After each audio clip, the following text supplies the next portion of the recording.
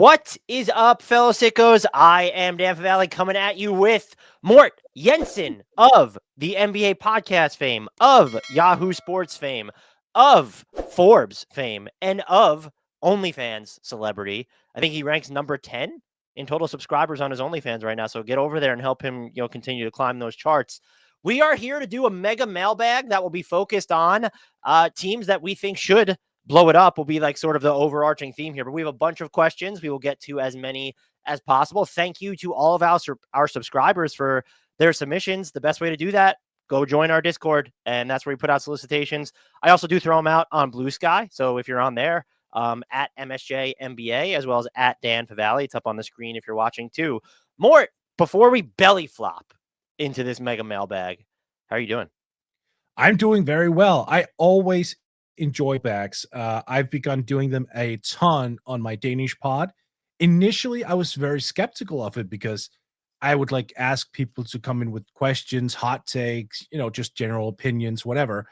And in the early going, you would have only like 4 or 5 people checking in, and like you would have to stretch the answers a little bit to like make it a full podcast. Now I'm having the opposite problem because I started a Facebook group where people could just ask questions. I thought I'd get like 20 people in that group who would just ask questions or whatever. That group is like 600 people now, and it's taken on a life of its own. And when I'm asking for questions, I get like 40, 50 at times. So I just have to like pick and choose. So mailbags have become my thing. Love them. So love this format. It's such a nice medium to me because you really get to feel like you're talking to the listener, which I greatly enjoy. I love doing the audience engagement. Mailbags are some of our favorite podcasts. If I thought we would get the volume of questions, I'd probably do them weekly. And it comes and goes. I think where this one was, we had about a moderate number of answers. Like we won't get to all of them. And there were some people that sent in multiple. So it's like some people only there might be 2. Some person might get the same 2 in there, except we do have a bit for you specifically that there's 3 questions from the same person in there. So that'll be fun. But I love mailbags. We did the rule change podcast, Grant and I, last week, where people submitted their rule changes. That we got an overwhelming number of responses. We couldn't get to it. So shout out to everyone who continues to engage. I do love, despite I think that in media or just podcasting, sometimes there's like a disdain for the audience. We do not actually have it. I enjoy engaging with everyone for the most part to hear about what they're thinking. Absolutely. So if you're ready, are we ready to belly flop right into this exercise? I have the belly for it. So absolutely. It's you I'm worried about, because if you fall first and I fall on top of you with this belly flop, you're dead. No one's actually going to know if that's true because you're wearing a shirt. So we have to call bullshit on that belly claim by you. So that's all I got to say. All right. We begin with this question from Nutter. What are your top 3 blow it up teams this offseason? We're approaching this as we're running this team, and it doesn't matter what they're going to do in real life, but we would blow them up if we're running it. We also added a curveball towards the end of it. Did we actually select our teams knowing this? Who's to say, really? But we cannot pick the same team twice. So I'll go first, and then Mort will go through a team, then I'll go through a team, then Mort will go through a team, and so on. So we each have 3. Yep. So are you itching to know who my first team is, Mort? I'm itching in all the right places. Yes. I have the Suns. This one is part of that question, by the way, is should the Suns and Mavs be included? The Suns should be included. I feel like you could make a case for them to be the team that needs to blow it up the most just because of the Kevin Durant trade chatter that's there. And we have a little bit more on the Suns later. I did try to wrap my head around, well, what does blowing it up actually look like? Because there are 2 players that they could get a ton of value for. That's Devin Booker and Kevin Durant. Only one of whom would I actually predict that they move like under their own volition. I think Devin Booker has to ask for a trade for him to actually be traded. And I don't necessarily expect him to ask for one. Maybe if you trade KD and he doesn't like the return. Beal's no trade clause makes it weird. Maybe he's more likely to waive it for anybody if you get rid of both Booker and Durant. Grayson Allen could probably get you something. Royce O'Neal is useful. So it's just, I think what's complicated with them, Mort, is that they're bad. Like, we don't need to mince words there. It's just, what are you doing when you don't control your draft at all through 2031? If you can't get any of your own picks back from Houston, are you still burning it down? And I don't know that the organization would If you can get your own picks back from Houston, you absolutely should, though. Yep. Look, I like the stories of guys sticking with one organization throughout the course of their careers. Like, I would love to see Devin Booker retire a Sun and stay there, but that's just such an optimistic view in 2025. That's not the way the world works anymore. He's been there. He took them to the finals. They didn't get over the hump. It's I'm not saying it's time just because it's time, but for this team to actually make a valiant effort in somehow get into another era or pivot into something else, yeah, you probably need to move him because I'm sitting here thinking of alternatives. Like, is there a way you can trade Durant for someone who comes in and just aligns everything and where you basically say, let's keep this train going? Mm. If so, I just don't know who that player is or who that group of players are. I don't know. So maybe we should spitball that. Like maybe there's a guy out there that makes sense. Like one, I haven't done like a trade checker on this, so I'm not sure if it works. But like, would you be interested in like a deal that's centered around KD for AD, for example? If I'm the Suns, I mean, if you're keeping Devin Booker, why not? Yeah. You're getting younger, technically. You're getting less durability, probably overall. But yeah, I mean, if I'm the Suns, I would consider that. I would just be curious, like, how many picks that aren't your own, or what type of return would it take for you to skew the blow up or rebuilding route for Kevin Durant if you're not getting back your own picks? Or actually, let's wrap up your framing of it. We know the Timberwolves are going to be interested. They were interested in Durant. They're Mhm. interested in him again. They don't have any first round picks to trade this summer. Like, does something like, I don't know what the exact math would have to be, but does Jaden McDaniels and Rudy Gobert do it for you if you're Phoenix? That was the one I pitched, I think, a while ago when you and I were talking. Oh, I that's did. a terrible idea. If you pitched it, let's just move on. Now, I will say that wasn't like the final framework. I think you would probably need to align value also by adding some sort of sweetener or whatever. Like, but that would be the raw package, right? It's interesting because you at least plug a couple holes. Like you find a center, you also get a two-way wing. I want to say I want to be optimistic about Jaden McDaniels and call him a two-way wing. Because for About a no, one and a half let's way be wing, real. just because the offense comes and goes. That's the thing, right? The offense was always like the sticking point. That was the thing where that wasn't there all the time. So I really struggled looking at him as honestly, I didn't even look at him as a good contract. Now that the offense is coming along, I'm more inclined to think, oh, he's an asset.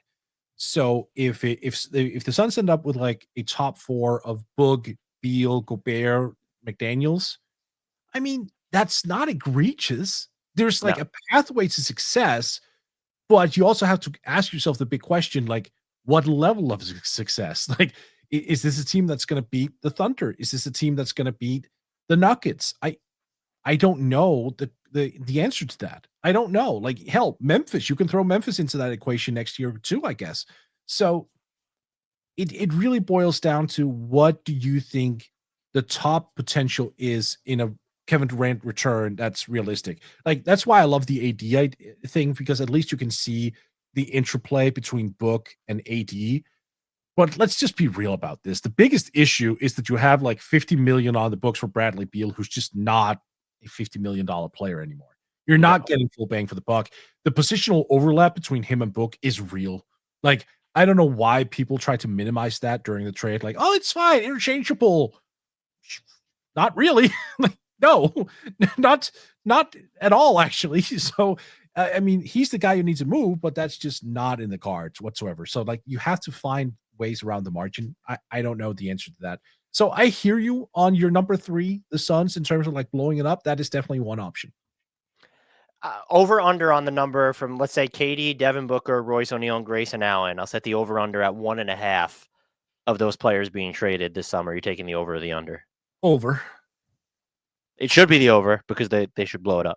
It's time Yep. to just start anew. Who's your team, Mort? Well, I mean, it's right there on the screen. The Philadelphia 76ers. Not sure how you go about doing that, though, because unless there's a team out there that's basically willing to say, okay, sure, we'll roll the dice on Joel Embiid. We'll not give up a damn thing outside of like salary relief, but like let's try. I just don't see a clean pathway for this team to actually get him and Paul George off the roster. But if that option is out there, I wouldn't hate doing it because you have Tyrese Maxey, who, look, I'm going to say something. You're going to disagree. Fans of the program and fans of the NBA are going to disagree as well. I think because of the continuous leaps we see from Tyrese Maxey, we can't rule it out that he will find himself in the MVP conversation within the next couple of years, assuming, of course, the team is better. But like he's that level of talent, in my opinion. So it would be just such a shame to see his prime years get wasted. If you 5 years, he's going into year, what is it going to be, year 6? Yeah. I guess that's close to his prime. Fair enough. Fair enough. Come on. He's like 24, 25. I know he's on his new deal. I'm just like, when I'm trying to think back, and it feels like he kind of just anecdotally just entered the NBA, but he. You know what that is? That's the COVID effect, because I felt the same way. Remember when during the COVID years, it felt like the NBA had 3 seasons on top of each other? Like, yeah, that's got to be. Yeah, you're right. Because the off seasons are just non-existent.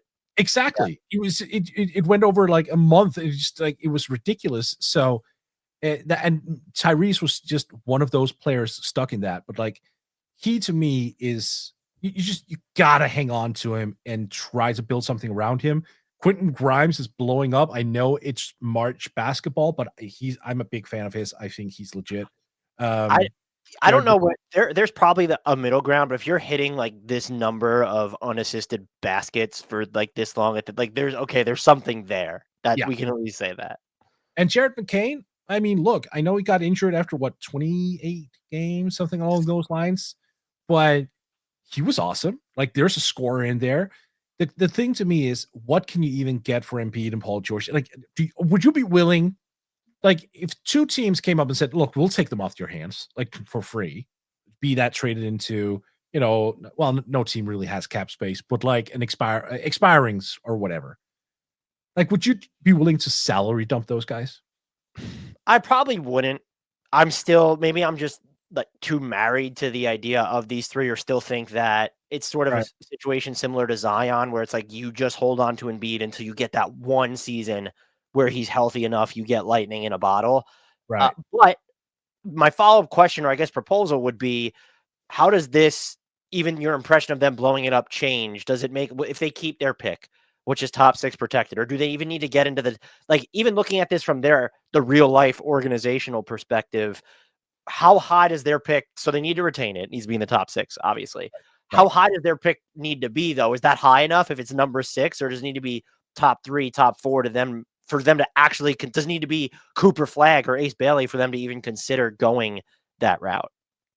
So I do think it needs to be top 3, because that's just my read on this, and draft experts can disagree and they'd probably be right, but I see it pretty clearly as Flagg, Harper, Bailey as the top 3, and then there's a slight drop off from there. But there is a drop off nonetheless. I think if you end up in the top 3 and you can get one of those guys, in particular Flagg and Harper, who I think it's almost like I want to say there's actually a drop off out of the first 2, but Bailey is sort of in a little bit of his zones here. If you get one of those guys, I think you're like way more inclined to say, okay, new start. That's like this is the resetting of the clock. The thing that's weird there, though, is it depends on where you are. So if it's Cooper Flagg or if it's Ace Bailey, positionally, kind of whatever. But if you wind up with Dylan Harper and then you have Jared McCain and Tyrese Maxey and Quentin Grimes, that's a really small like nucleus off which to work. Now you're early on in the process. I'm also wondering though, like, so they still owe a pick to Brooklyn, right? So I think it is Brooklyn. Like that's going to impact their view of whether they would blow it up or not, which is maybe why I'm not. 2027 is going to Brooklyn. Right. And then like also there's that OKC obligation too. Like if you doesn't that make it tougher? So if you keep your pick this year, that pick just rolls over to 2026 and 27 as top 4 protected. Are you just sort of the mind that like, and in my head, I'm sort of just like, well, you might as well be as good as you can be until all your pick obligations have expired. Are you just sort of thinking this is a rip the Band-Aid off situation? Yeah, with Embiid and Paul George, absolutely, because I do think that Maxey, outside of a few nicks and knacks here, I think he's been primarily healthy, right? Like he's not someone I'm worried about health wise whatsoever. McCain, yeah, this was bad, but like there isn't an injury pattern before this year at all. So again, not really concerned about that. Not concerned about Grimes. So I think there is a competitive trio in there. If you somehow rid yourself of, it sounds so harsh, rid yourself of Joel Embiid and Paul George, but you know what I mean. Like if you move those off from expiring contracts and just go through that 1 year where everything's gonna suck a little bit because you have so much debt weight on your books. All right, next year you come into another year with cap space where you can sort of say, okay, what can we achieve with that? Can we get some players in? Can we sign someone? Can we build the right like can we build the right team through role players next to Tyrese Maxey, next to McCain, next to Grimes, next to potentially Cooper Flag or Ace Bailey? I'm just not. I'm just saying. I'm not. I don't want to close this door. Maybe it's not really a blow it up. Maybe it's just retooling process instead. I just consider blowing it up when you're trading Joel Embiid and Paul George. I think if you have those sort of 2 picks outgoing still after this, so we're operating under the assumption they keep their pick. If you have those sort of 2 outgoing picks, it almost has to be a retool. And I think if you can get actual value for Embiid or George, you are at the point where I would believe that you should on George for sure. On Embiid, it's still, I would need to see the package. It would be, let's just say the Sixers land in the top 3, the Nets land in the top 3 this year. Or maybe the Nets don't even need to land in the top 3. But if you're Brooklyn, would you consider taking Embiid or Paul George and that Clippers pick in 2028 and then giving back the Sixers' 2027 first rounder? If that, like, because that might make rebuilding, even if the Sixers don't keep their pick this year, if you want all your picks back, so now let's say that one to OKC even conveys, that one to Brooklyn's the only one you have to worry about. Is there value in trying to use that Clippers pick to get off one of these contracts and get your own picks back? And from Brooklyn's perspective, I don't know whether I would do this. So anyone who's already getting mad, I want to make that clear. You know, you don't control all your draft picks moving forward. Right. Like you have this year, next year, and then Houston's going to control it, at least as of now. So, and you're Brooklyn, like, do you maybe consider that? Like, I like that might be, if you're Philly, I think if you can get one of your first round picks back, and it makes going the blow up route more palatable. Yeah. I mean, normally I'm against compounding mistakes by, I thought the Paul George contract was a mistake. I made that position pretty clear on a previous episode between you and I.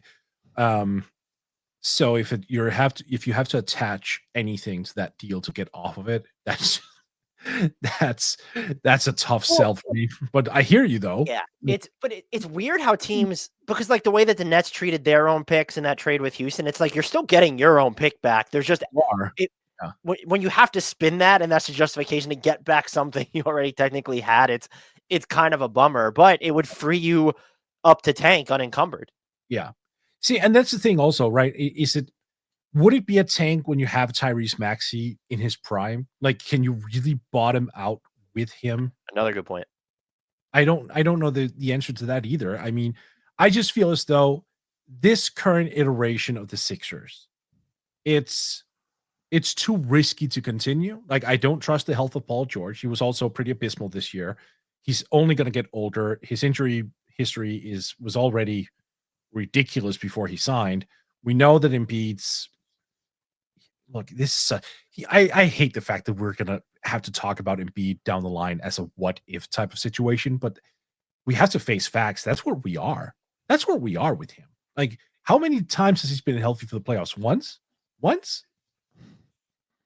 Has he ever even been healthy for the playoffs? It felt like sometimes he's played well, but he's always been dealing with, and everyone's dealing with something. With him, it just feels more notable. Right, exactly. So this is just time. I don't want to waste like the Maxi era. And what I would be fearful of is the Sixers basically saying, okay, we'll just stick with this script.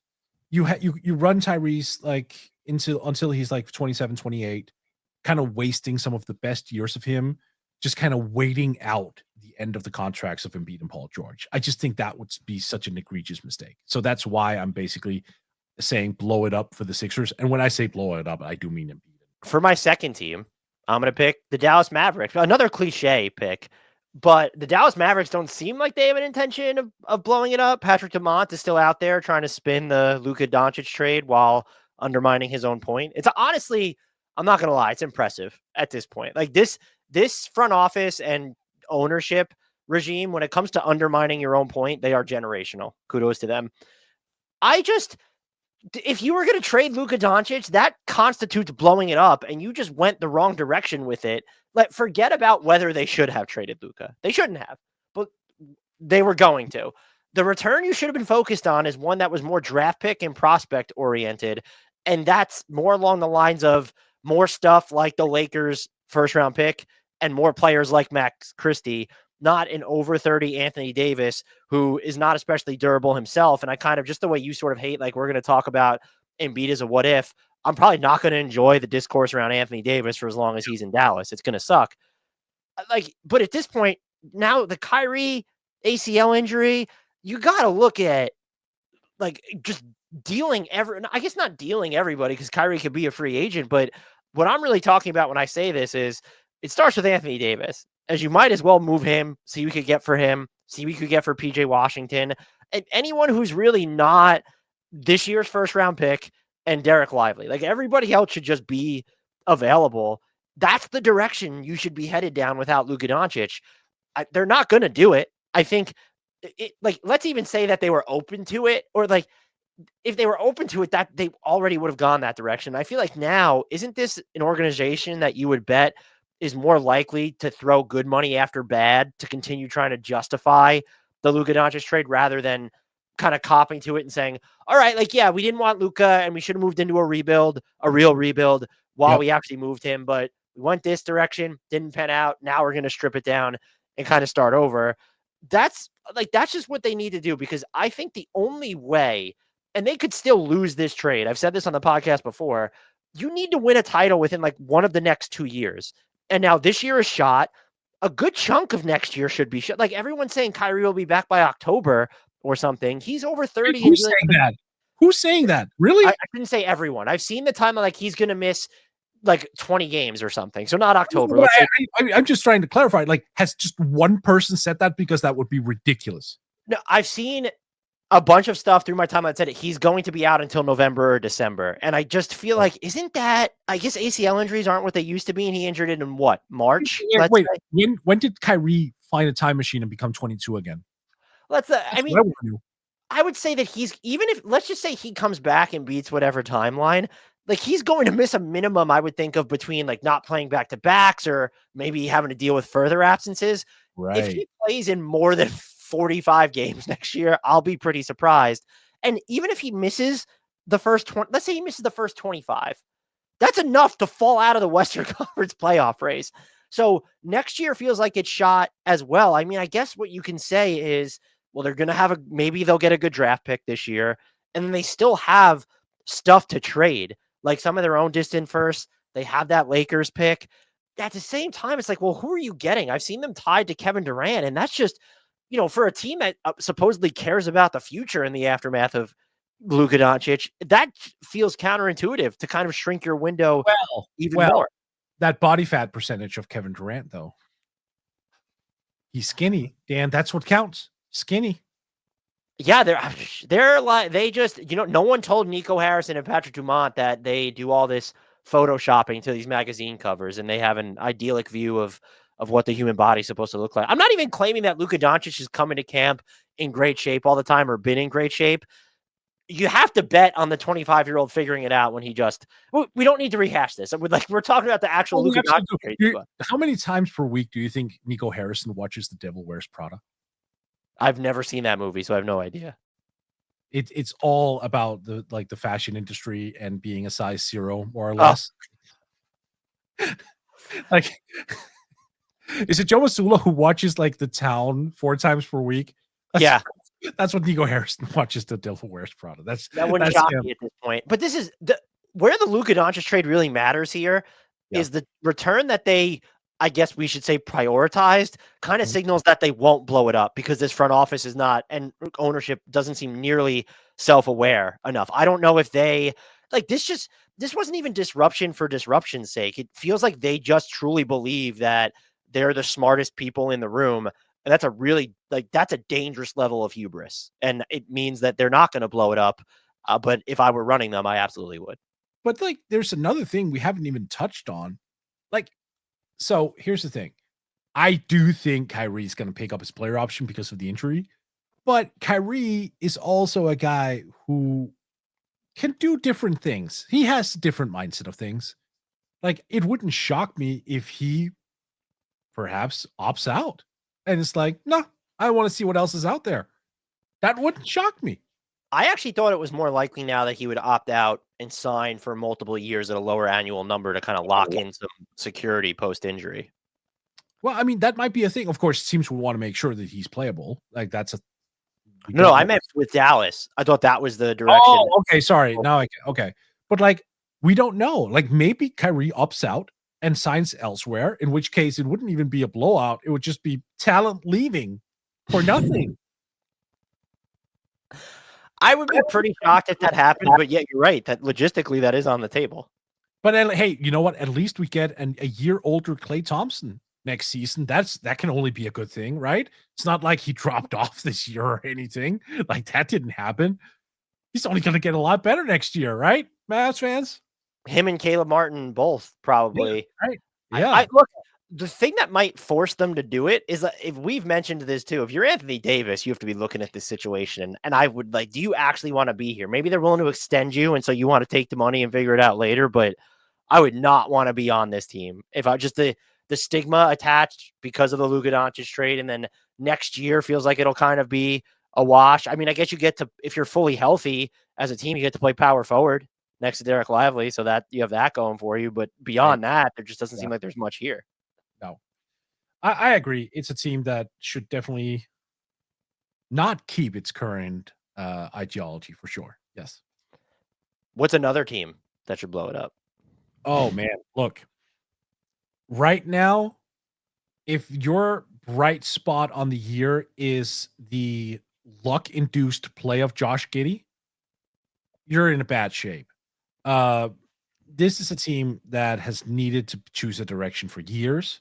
I don't even think they have like a lot of bad players on the roster like that are necessary to move. I don't think they have bad contracts whatsoever. Like, this is a team that just needs to pick a direction because whatever the current iteration of the roster is completely directionless. If they're going to go into this summer and pay Josh Giddey $30 million per year, then you might as well just label the Bulls as irrelevant for the next half decade. So to me, blowing it up means taking the vast majority of the roster and basically saying, no, look, we need to find them different homes. We need to optimize draft pick returns. We need to optimize young player returns. Like, this has to be a youth movement. Like, they re-signed or extended rather Lonzo Ball, who's now on a very tradable contract. Vooch, they failed to move him at the trade deadline. That was pretty that was problematic to me because, when you can't trade a guy who's got the hot hand all year and is clearly riding a wave, then you're not doing a pretty good job.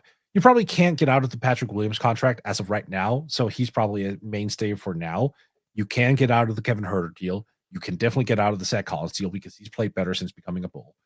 They failed miserably in not trading Kobe White at the trade deadline, but they can trade him and they should trade him during the offseason because they can extend him due to the 140% rule. He's going to be an unrestricted free agent in 2026. And let's be real, what possible cause could he have to return to Chicago?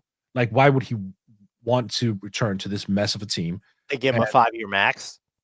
If they offered that, that'd be problematic for a whole different set of reasons, right? So, like, there's nothing there's nothing to be excited about for this team outside of like Matas Buzelis. And I'm not like, penciling him in as a future all-star. He's good, but like, let's see. So when I say blow up, I don't mean like 2 or 3 pieces like with the Sixers. I'm talking about like roster wide. You should go into next season maybe having like 3 of these guys on the roster. That's it. Just pick a direction. Make sure you're like primarily 25 and under, preferably 23 and under, and start being serious about basketball, you freaking losers.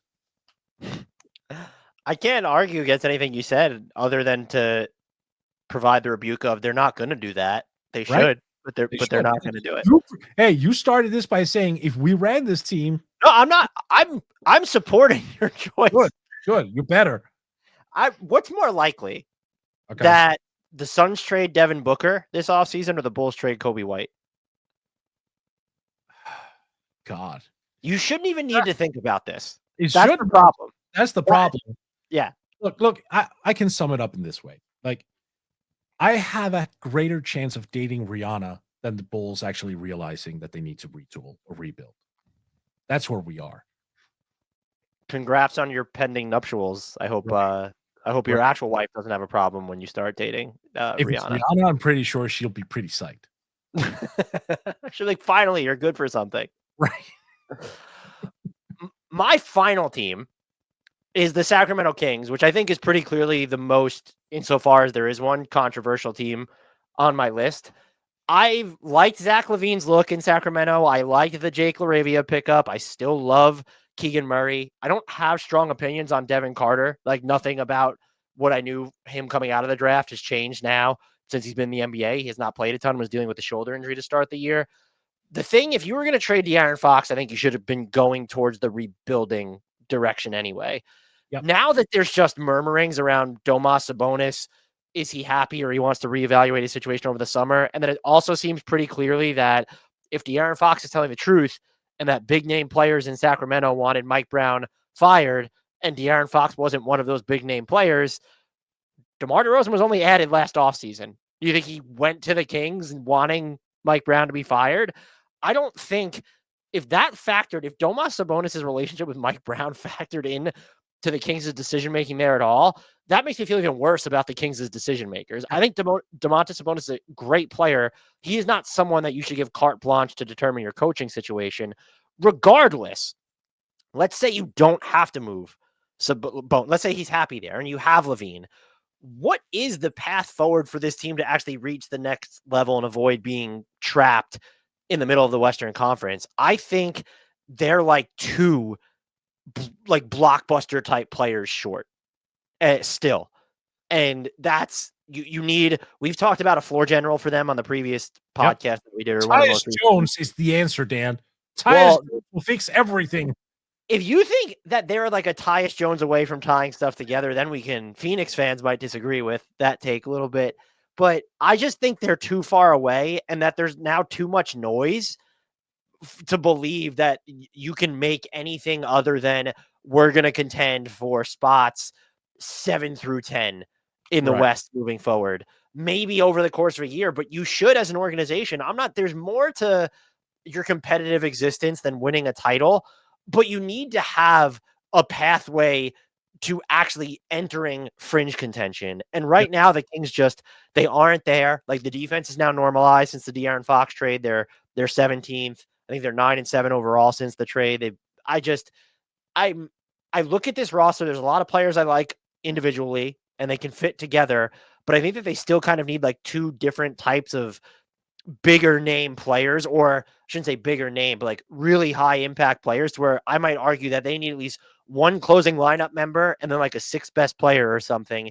And that's just, you're in a weird spot and you still have that pick going to Atlanta. Is it going to convey this year? Is top 12 protected? Is it going to leak into next year? This is just a team that, despite having good players and despite, like, if I told you they were 6th in the West next year, you probably wouldn't bat too much of an eye, but like, you need to have higher aspirations than that. And I don't see a pathway to them getting there. What can they realistically get for DeMar DeRozan? Honestly, I don't know. Like, when you look at his age, the contract is fine, but like, you're not getting a first round pick for DeMar DeRozan. I think, honestly, I'm sorry. I should have clarified. I mean player. Like, because if we assume they want to stick with LaVine and Sabonis, and let's assume that Sabonis gets his answers about the direction of the franchise and he's satisfied and like he redevotes himself to the team, like, player wise, who can you get for DeMar DeRozan who's a better fit, with emphasis on fit, not talent? Like, his production is surprisingly good for someone his age. For sure. I think he's a good player. I think the problem with him, or even I would say even Monk is you need to attach stuff to them to get what I would think is a better fitting player. But like if you're moving DeMar DeRozan, some names that I think you should target. I mean, Kobe White, like strike another deal with the Bulls. You're gonna have to include pick equity there, sure. But Kobe White would be like, I mean, he's not even the best fit because he's not like a floor general type of guy. He's not. Could you look at he'll be too expensive in free agents and he's making so much money, but Fred VanVleet would have been a good fit. So but that's the type of player that, or you need to go sort of the like a mirror image of Keegan Murray type, like someone else just on the wings who could play on the front line with Keegan Murray. And so like that name would be, and I'm not even, the problem here is I could name those players, but the team that has them still is going to need to want DeMar DeRozan. And that's what also makes it tricky there. But like the two areas of focus would be like a floor general spot, someone who gives you more playmaking, versatility, and quality than a Monk or even a DeRozan or a Levine. And then just, I would still skew towards like a 3-4. Someone who might be like a 4 or a 5 and can play next to Sabonis might be interesting there, but I still think more of like a 3-4. Do you have any confidence that Lonzo Ball could return to like some of, how he looked prior to his injury? I'm not a medical expert, so I don't want to say no, but like him having unprecedented surgery basically and like just knee problems, it's even if he's available, is he ever going to be more than a 20 minutes per game guy consistently? Yeah, that's my concern as well, because like if it was pre-injury Lonzo Ball, that would be like the perfect addition to that team. Like just perfect. And he's but he's only played in 7 games since February 1st. He's been over 25 minutes. So if you were telling me you can get 27 minutes a game from Lonzo Ball for 60 games a year, sure. That would be a very interesting fit. Especially at $10 million a year, right? I mean, that would be so What cheap. about LaMelo Ball? Let's really test the bat. Let's really fuck with their defense and give them LaMelo Ball and Sabonis together. And Levine. So it would be Levine, Ball, Sabonis as your primary trio. I feel like we had this conversation. We mentioned John Morant. I feel like this is deja vu with the podcast. But if I'm the Kings, my whole point is I'm not going, like, I don't view a lot of the guys that we were just talking about as gettable. And then I'm wondering how much you need to give up to even get them. So what are you left with? That's why I just don't see the path to the Kings entering the upper echelon of the West anymore. I think that it was more accessible to them had they just kept De'Aaron Fox, maybe figured it out over the offseason. Or in the first place, you've mentioned this, you should have just gone after Zach LaVine instead of DeMar DeRozan and picked up him in the first place. Regardless, if we were always going to get here with the De'Aaron Fox front, I don't understand why you weren't prioritizing the bigger picture. Maybe you viewed it as a lack of leverage because he wanted to go to San Antonio. Okay, fine. That situation's over. I would still like to see them take more of a gradual path forward over the summer. But can we also talk about the elephant in the room that I think is really not being talked about enough? There was a lot of hope that Keegan Murray would turn into, one of the better scorers at the forward position. That was basically the way he was built coming into the draft.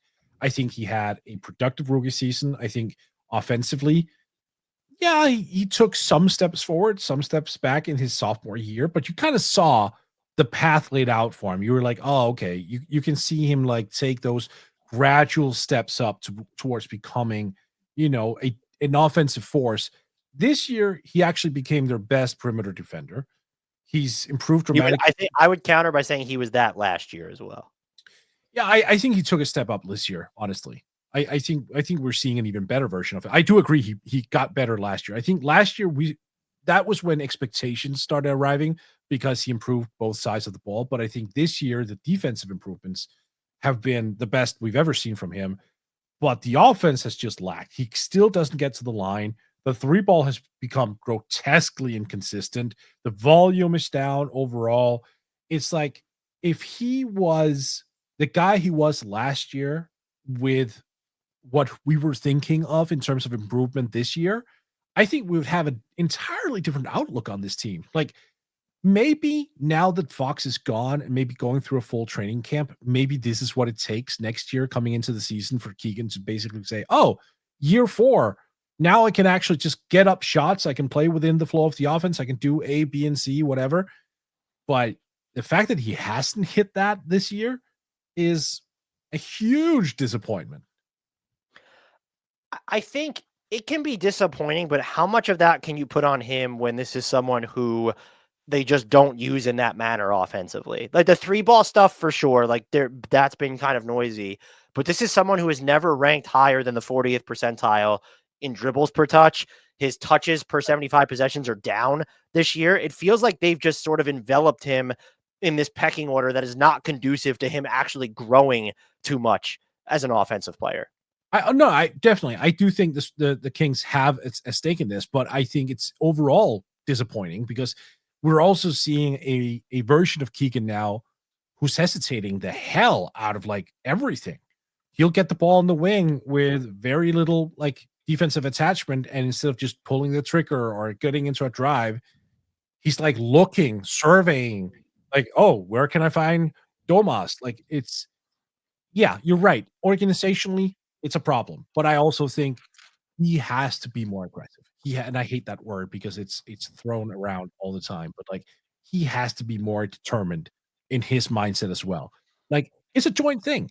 Like maybe next year, if they stick with him, maybe that's the thing they talk about over the course of summer. Maybe that's the thing they talk about during training camp. Like, hey, this is a different Kings team. No De'Aaron Fox anymore. This is your time to shine. I actually hope it because I believe in his talent, and I've been very weirded out by how they've utilized it. Who is your final team? Well, you have them on the screen, and it's the Pels. And this is a rough one because Zion has played so much better recently, and it's very evident that he's down in weight and he looks great. Like I think honestly, just as a big person myself, I've always hated the fat jokes and everything. Like I've always been more focused on the skill set, the talent, and whatnot. And then what has bothered me has been two things. It's been his general lack of availability, obviously, but it's also been just how difficult he is to build around. He is such a unique player to the point where I've genuinely struggled to find a player that resembles him in NBA history. The closest I've come, and this is tiring because that was the pre-draft comp as well. That's Charles Barkley. That is the guy who he resembles most, just in terms of archetype. Like it's so difficult for David Griffin and any other GM out there to take an undersized four who doesn't shoot the three ball at a high rate, who needs the ball in his hands to be productive, who you can sort of kind of run the offense through, but where you still need like a predominant ball handler, and then he doesn't act as a floor spacing threat to that ball handler. You can't really have a center who's just a rim runner anymore. Like you would have to tailor the entire roster around him, and then when you do, he gives you 50 games per year, if that.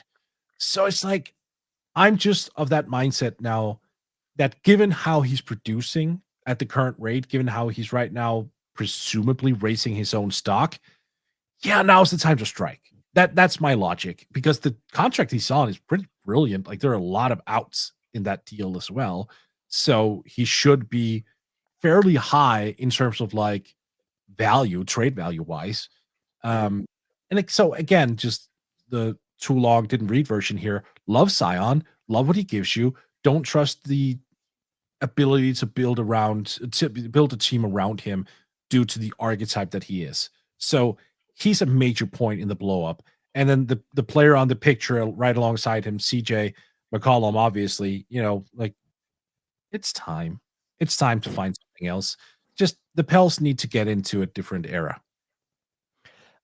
I would just be curious what you need. I mean, one, I think a lot hinges on where do they land in the draft lottery for them specifically.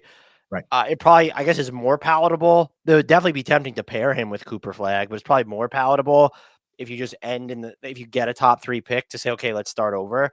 But I think, some of the issues for them is they've already tried to move CJ McCollum and couldn't. I'm sure it becomes easier now that it'll be an expiring contract and is a little bit cheaper. But with Zion, it's sort of, you're not getting rid of him because you have outs in his contract, right? You're not getting rid of him for just getting rid of him. So what's the type of offer that you would need as the Pelicans? I mean, we're talking prospect and pick equity. So is it the equivalent of 3 firsts? Does 2 firsts get it done for you? Like, what are you looking at as the Pels? Oh, I'm so happy you asked me that because I have something for you. And this is this is out there. I'm not gonna shy away from that, but you are the perfect guy to pitch out their concepts to. So we know that they've struggled in Washington to like get a foothold. They want to rebuild, but they also like they're one of the most irrelevant teams in the league, if not the most irrelevant team. They know it. They are tired of it. If they win the lottery, if you're the if, like, you know where I'm going here. If you're the Wizards, do you entertain that? No. The Wizards are going through a methodical rebuild at this point. Mhm. I get they might be irrelevant like to the national just NBA public, but I think that at this point it's by design and they're expecting it. They would like if this were the Bulls, I could see them short circuiting there. There's no way if you're Washington that you give up. You can't even give up a top 3 pick for Zion. Well, That would make no sense to me. I would agreed with you before the Luka trade too. I would have said no, absolutely not. Now I'm like, up is down, right is left. I have no fucking idea of like where trade values lie anymore. I have no idea how teams are thinking internally, but like at least on some level it would be interesting. It'd be interesting. I mean, I'd like to see Bilal and Zion and Sar play together objectively, but it can't come at the expense. Like if it was the 10th pick in your Washington, okay, maybe you have a conversation about rolling the dice. Even then, his availability makes that tough for a team that's not on the precipice of even fringe contention. I would think if you're trying to find a team what would make sense? Like if you're taking the draft pick route, like how high is too high to pivot off of that draft pick for Zion Williamson? How high is too high? I probably haven't done enough digging into this draft class yet to answer that, but I'm thinking just like to ballpark it with a pick. Yeah. Honestly, I don't think that you could. Well, you have to look at the teams who are kind of involved there too, because like if you're a team like the Sixers, you can justify giving up the 7th pick they won't have the 7th pick, but just if that's the timeline horizon you're facing. Right. I don't know. I will say I'm not giving up a top 5 pick for Zion Williamson. I just can't. I think he is potentially one of the 10 best players in the NBA when he's healthy. Yep. But he's never been nearly healthy or available enough for you to bank that kind of pick equity in him now. If you're the Spurs and you're at 10 and 17 sorry, 10 and 16 as they are right now, and if that's where they land to, is that enough for New Orleans? Ooh. You'll have to add something contractually. You'll probably have to add like Harrison Barnes or somebody, yeah. Yeah, Kelton Johnson or something like that. Yeah. I might consider that if I'm the Spurs. I mean, their spacing would just be with Steph Castle and Fox and Zion might get a little janky. But you get the best center possibly to pair around him, though. Right, right. That is the center to pair with him, though. I am curious from New Orleans' perspective. Do you want 3 picks in this year's draft for Zion Williams? Like, wouldn't you rather have a pick that's later out? So is there a third team that's giving you are you sending maybe the 10th pick somewhere for distant picks? I don't know. But 10 and 17 in a vacuum as a value feels like it would at least warrant a discussion. Because for the type of player Zion is, no, that's not enough. But for how available he has not been, I think you have to at least talk about it. If it's the 10 and 17 equivalent. But you did raise something interesting that I hadn't thought about when you said the Bulls, because like if they're currently slotted to draft 8, if that's where they end up, you're actually right. That's a team that would absolutely talk themselves into it, like immediately. Yeah, I mean they absolutely would. I'm curious, like what they'd probably include other stuff. Because if New Orleans, if you're getting 8, and then let's just say you have 4 or something. So if you're getting 8 on top of that, like I think you probably do it. I don't know. This is the Zion discussions I even thought about the Blazers because they could kind of wind up in sort of the same draft area. And what if you're getting off Jeremy? Like if you're New Orleans and you're trading Zion, you're probably more willing to take back a contract like Jeremy Grant, right? Just because you're not on any sort of immediate window. No, you're rebuilding. Yeah. So that might be part of the appeal for another team. Like the Bulls would be an example because they have Patrick Williams. So if like you were able to get off Patrick Williams while giving up your top 7 pick, or again, if you're trading Grant and number 7 or 8.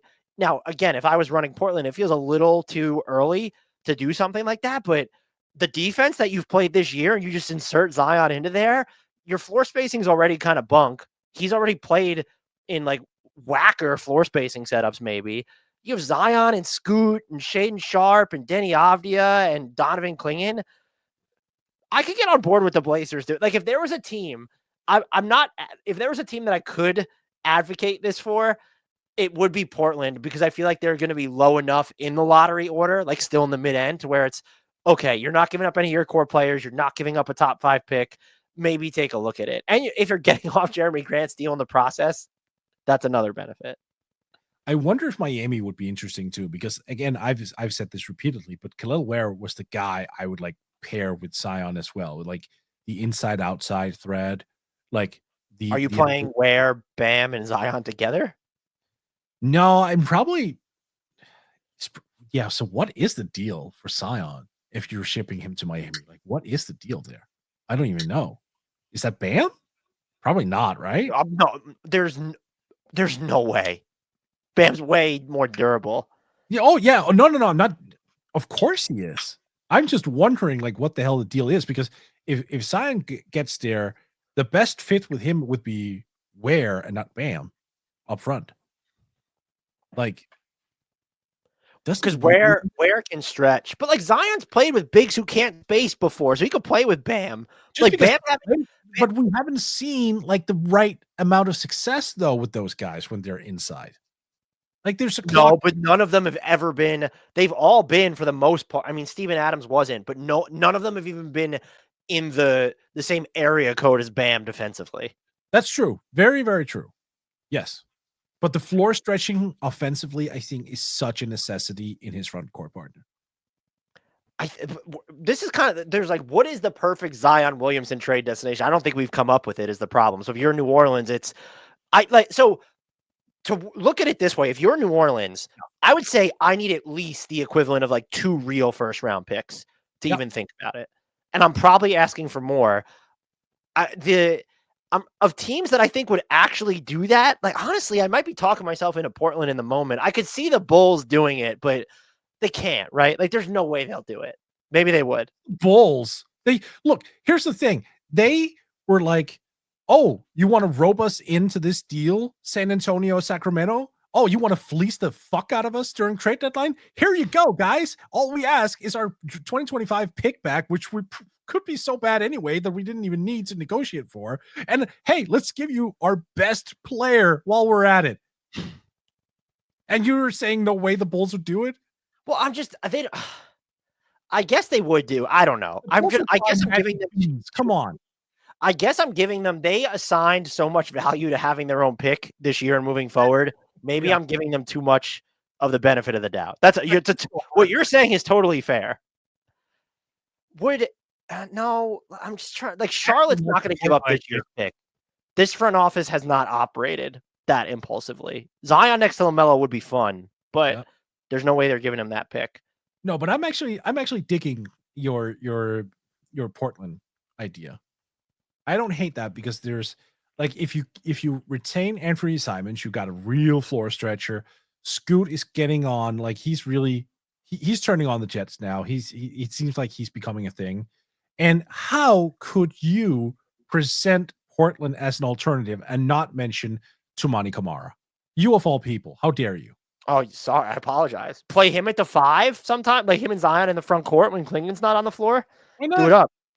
There, honestly, you imagine some of the vicious dunks we'd be seeing too with Shaden Sharp and Zion on the same team. Look, if Donovan Klingen's 3-point shot is like a thing, and we know that internally that was one of the things that they thought he would be able to add.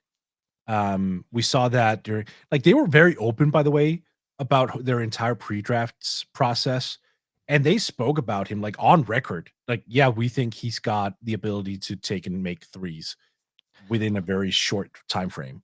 Like, stuff like that is just, and I want to make it clear that I've made this mistake, and the last player I ever fully believed it on was, I remember pre-draft, Willie Cauley-Stein. Everyone was talking about him as an eventual floor spacer. They showed videos of him hitting threes. I will believe it when the Brook Lopez career arc is just basically one of one at this point.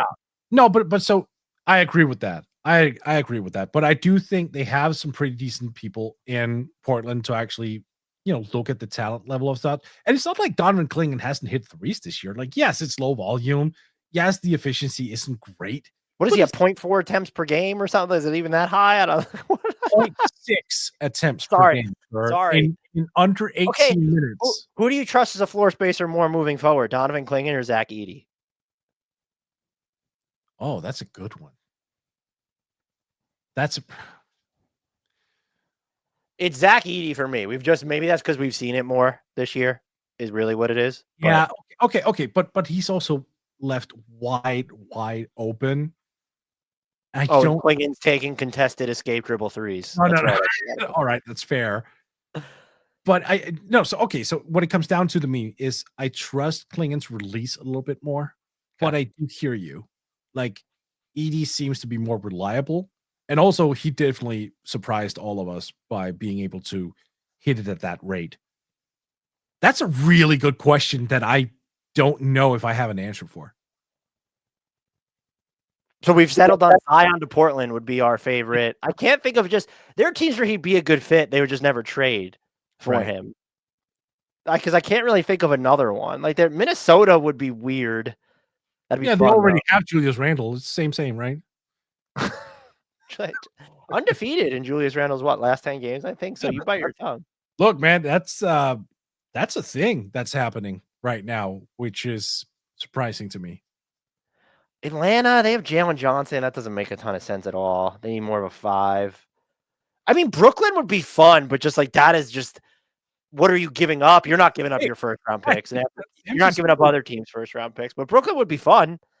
Him under Jordy Fernandez would be fun as hell. Yes, that's true.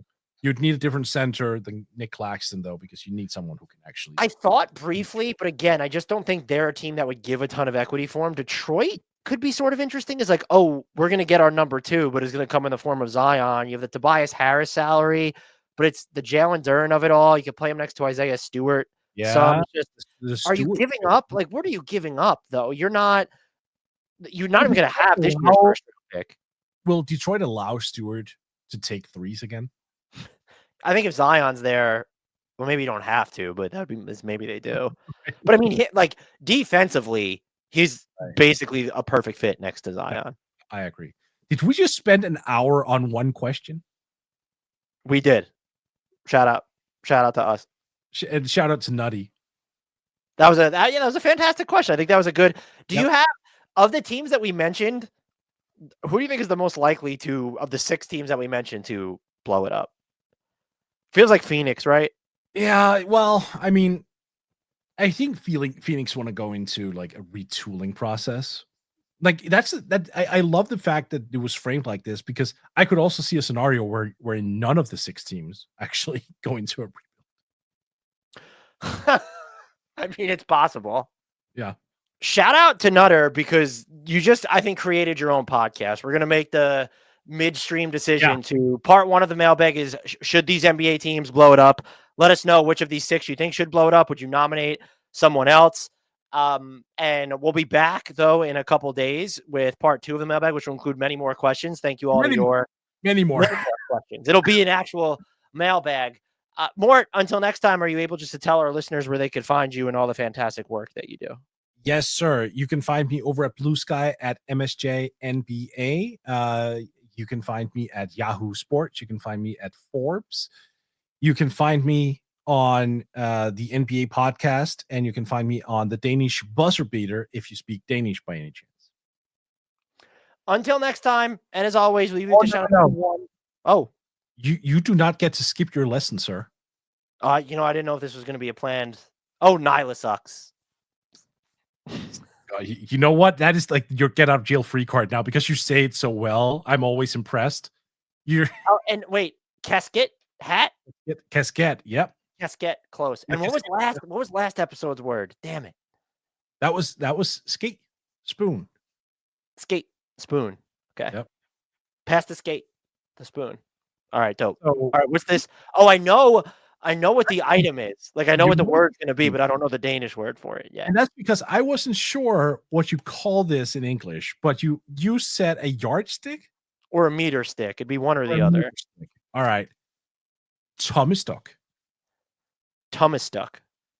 That was very good, actually. Yeah. Kind of sounds like I thought I would throw you a curveball on this one. it kind of sounds like nailed it.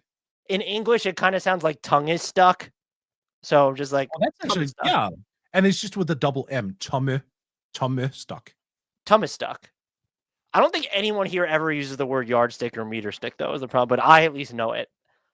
And I you know what? The word tummy is inch, which is like the word tummy is like inch. Well, which is funny. Weird. We don't even like use inches. We use the metric system. I think this is, we know Nyla sucks is my favorite one to say. Yeah. I think Thomas suck is my second favorite one to say. Well, not suck, stuck. Thomas stuck. I just want to say suck. Entirely different thing. Until next time, and as always, I leave you to shout out to the one, the only, the player who, if he was on your team, you would never need to blow it up because he is the past, present, and future all in one, Mr. Frank Ntilikina. And he's also as tall as a Tomistock. Exactly.